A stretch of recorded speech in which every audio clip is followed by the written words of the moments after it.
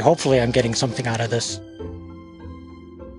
Well, I played some recreational soccer and had the good opportunity to play with some pros. Oh, okay. And I was always... Where was that? In Rochester. Oh, okay. I was always the least skilled. Rochester used to have a National Soccer League team back in the 70s, and the guys who were retired used to play with the Hungarian-American team that I played on. And I used to get signed to Mark, the former captain of the Hungarian national team, because I was the fastest on the field. Not the most talented, but the fastest, so that I I saw that a minute ago at the 400. You were definitely the fastest. Soccer was purely recreation. If I had been younger, I probably would have tried to be a soccer player. Would you? Professionally? Oh, gosh, that is a couple of quantum jumps above playing what amounted to semi-pro at best. So, okay, yeah.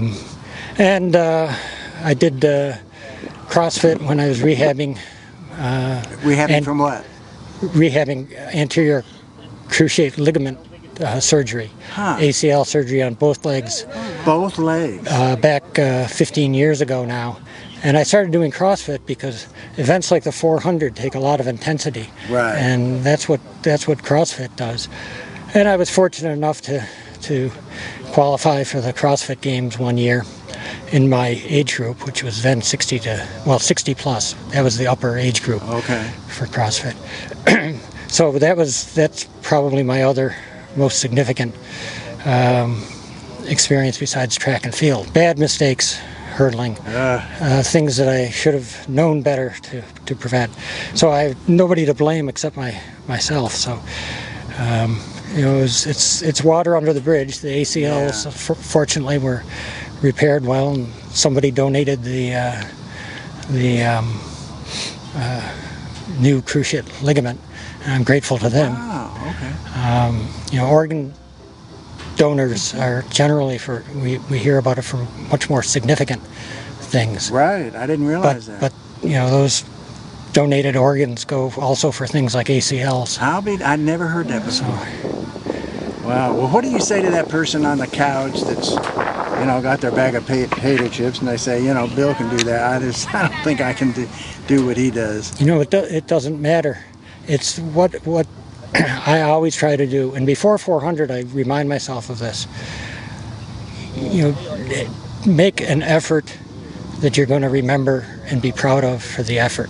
Okay. Because it's so easy in a 400 to say, no, that last 100, I don't have to run that hard. That's true. What I'm looking for out of this weekend, and anytime I go to a track meet, is the experience. The experience of being here. Yeah. It's. I mean, sure I compete, but it's not whether I win or lose. It's my being fortunate enough to have the experience, and I'm grateful for it. Yeah. And meeting people like you, who grateful for your past service too. Well, thank you. I appreciate that. Well, there's so many people. We hear a lot of people say, just do something, just start. I mean, if you're just walking, just get out and get yourself started with some activity, and it'll potentially lead you to something else. Especially if it's something you tend to enjoy. Right. If there's nothing you enjoy, and look for ideas and try different things. And find a friend, so that you can be motivated. The biggest benefit, and doctors will say this, it's the first 20 minutes of exercise once you get off the couch. Yeah. That's the one that'll give you more longevity than what I'm doing. Relatively speaking. Yeah. Hopefully I'm getting something out of this too. but it's mostly that first 20 minutes. Anything that drives you, Bill, important spiritual beliefs, anything that helps motivate you to keep you, doing the things you do? Well, I believe we're all connected. Mm-hmm. I believe that we're all part of the same whole. And one of the things that competition does is allows me to meet other people and interact with them. Right. But it's also a way for me to experience getting close to something that's much beyond day-to-day life. Yeah. And starting to be aware of what's out there is just an amazing experience. And I don't begin to say that track and field is a religious experience, but I have heard runners say that when they're training, when they're training in the pine trees, they feel really close to God. Yes.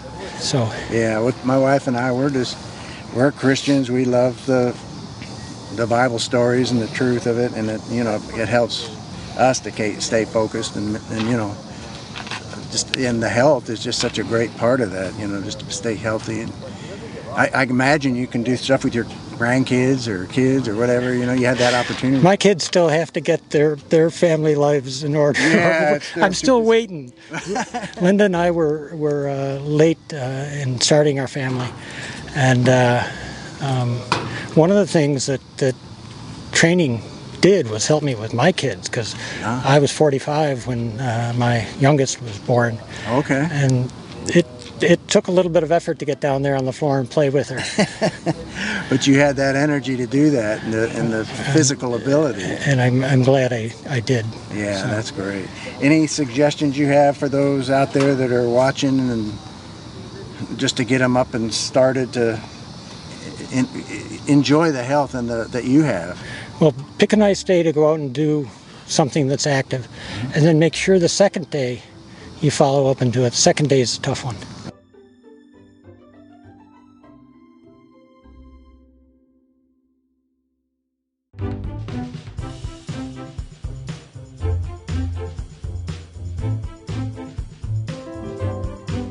We want to thank you for watching RedefiningAging.us. I'm John Disterdick, your host. And our goal for the series is pretty simple.